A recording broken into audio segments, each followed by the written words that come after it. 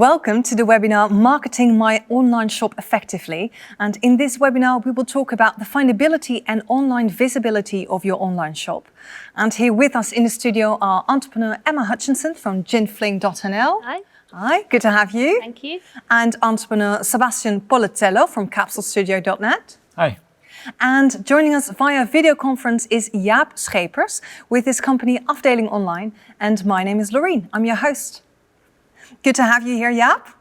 Thank you very much. Hi. Hi. So with your company, you help entrepreneurs develop and implement an online strategy. So when should you start working on the promotion and findability of your online shop?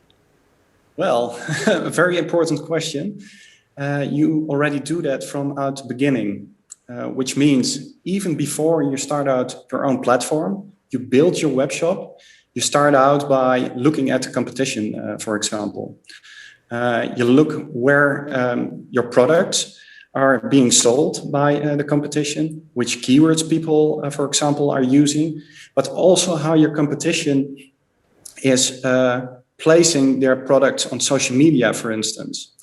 And from out that, you know how strong the competition is, you know where you start, but you also know what your unique advantages are, your USPs. Very important. So once you've done that, what will be the next step?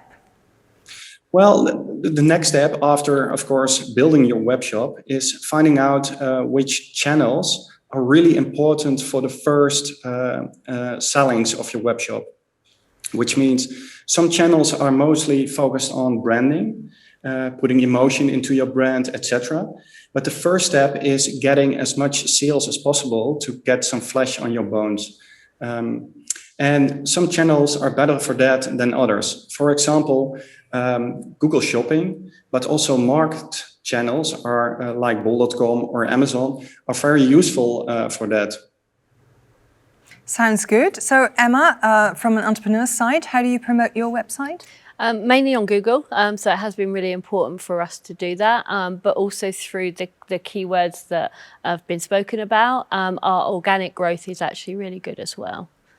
Sounds good. We're also looking at things that are offline to balance the experience.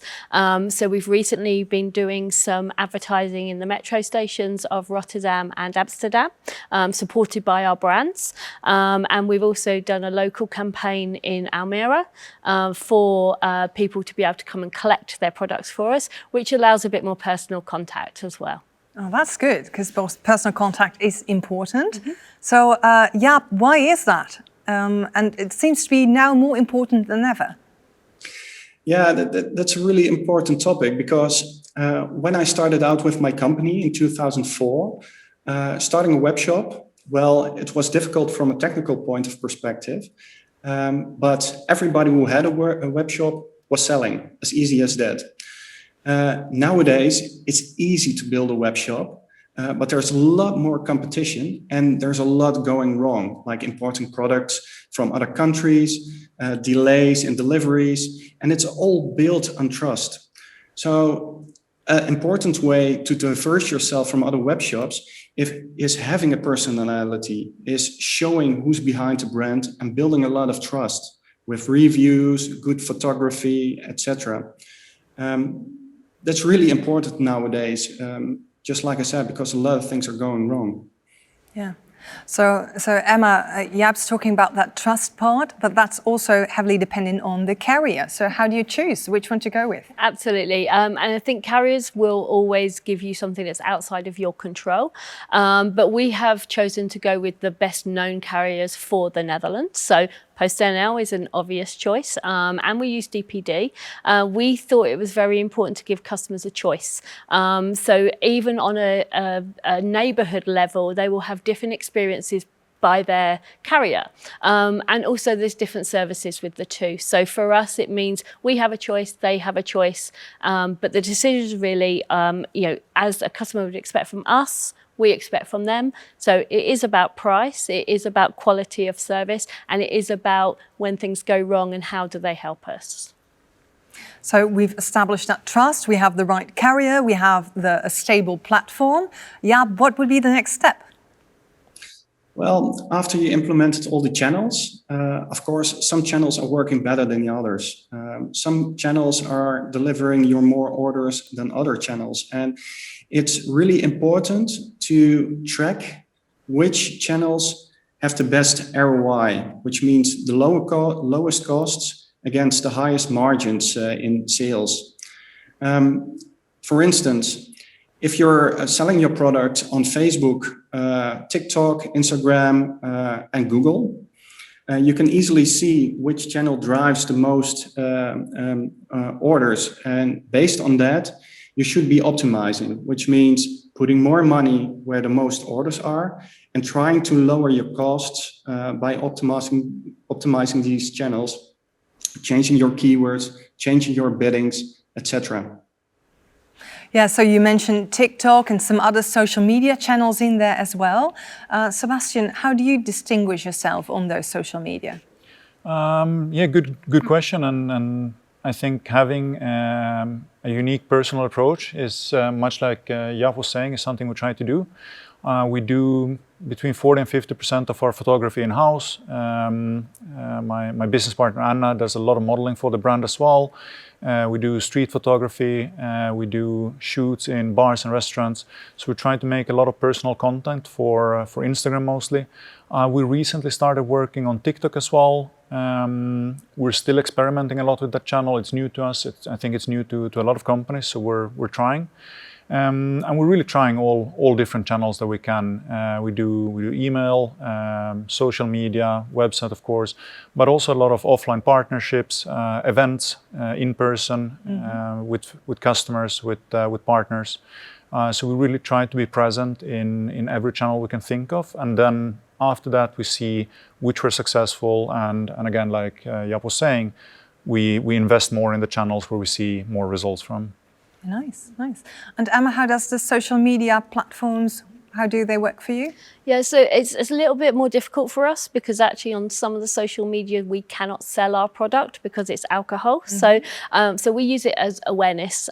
So we post every day. So we're always showing the customers there's something interesting, but it's never a selling platform for us. So it's no mocktails on there? We can do mocktails, but people are more interested and we get far more likes with the alcohol. Okay. So Jaap, once you've set up these channels, how do you keep monitoring them and see if they actually work? Well, for instance, you can use very good and free tools for that, like Google Analytics. There are a lot of ways to connect your shop to Google Analytics and to see your transaction data, the users, your pay-per-clicks, like the visitors via your advertisements, etc. And from there, there's a very easy KPI like ROI, which you can use to track and monitor and see if your revenues are all right and your costs are okay. Okay, sounds good.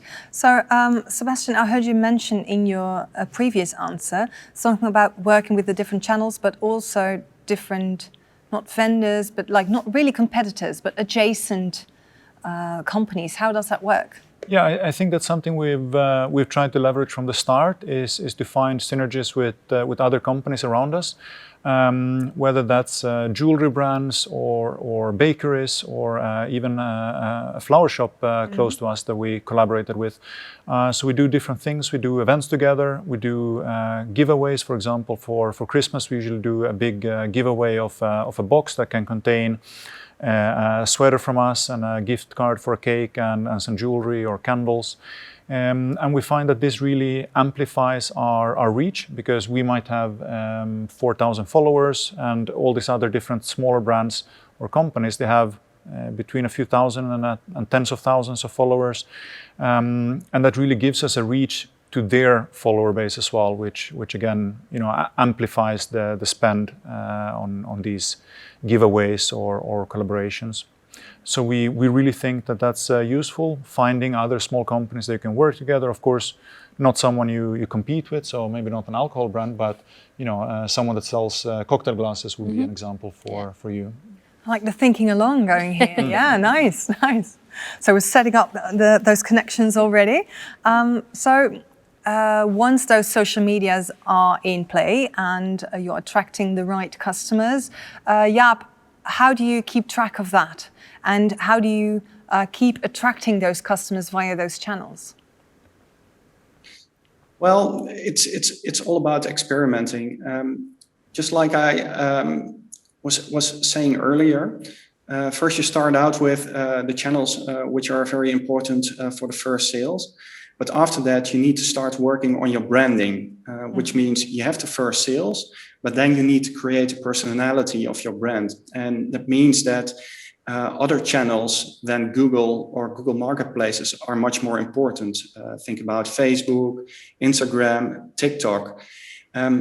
Building personalities, build brands for the longer term. And that creates recurring revenue depending on your product. And I think that's very important as well. So different strategies for different social media, maybe? Yeah, different strategies. Well, not only for social media. Just like I said, you need to divide the channels in sales intended channels and branded intended channels. And you need to look at your target groups. So, Sorry, then I'm curious, which ones would you recommend?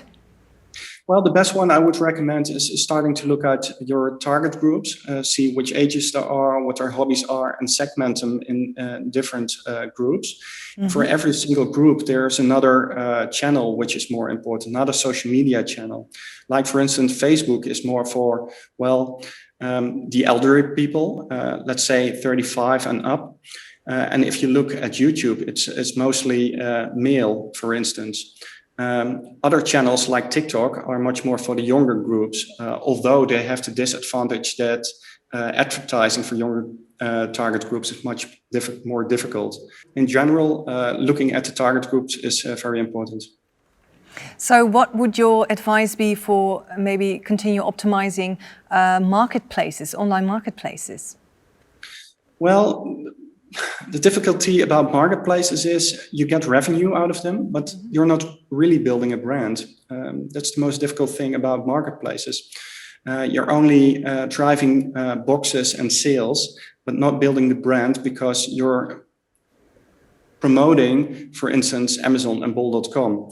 So I think they're a really important way to sell the product, but you need to combine it with other channels as well to build your brand. So you need to be out there, and then you can partially use online marketplaces, but you need to be out there yourself as well on the preferred channels for your brand. Yeah, the preferred channels for the preferred occasions, for the preferred target groups, yes. It sounds like we need some advice with that, because that sounds like a lot of work. Well, it is a lot of work.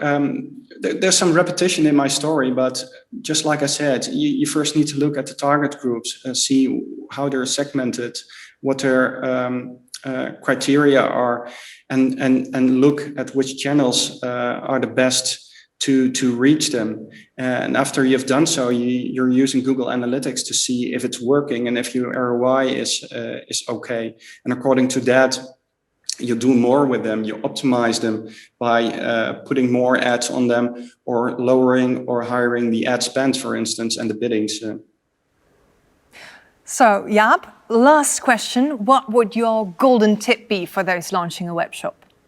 Well, the golden tip is divided in two parts. It's building a personality brand for the longer term. That's really important because the competition is really fierce. And the other one is optimizing. From the early start, see where your revenue is coming from and try to adapt that in your strategy and emphasize on it. Most important. Well, thank you so much, Jaap, for joining us via video call. And Amma and Sebastian, of course, here live in studio. To recap, a good, stable platform and investing in the right channels is key. And the most important thing when it comes to marketing your online shop effectively is not only that you distinguish yourself, but also that you analyze and adjust. So focus on where you get your highest returns from and make sure you tell your story and show your face, because this will instill confidence in your potential customer.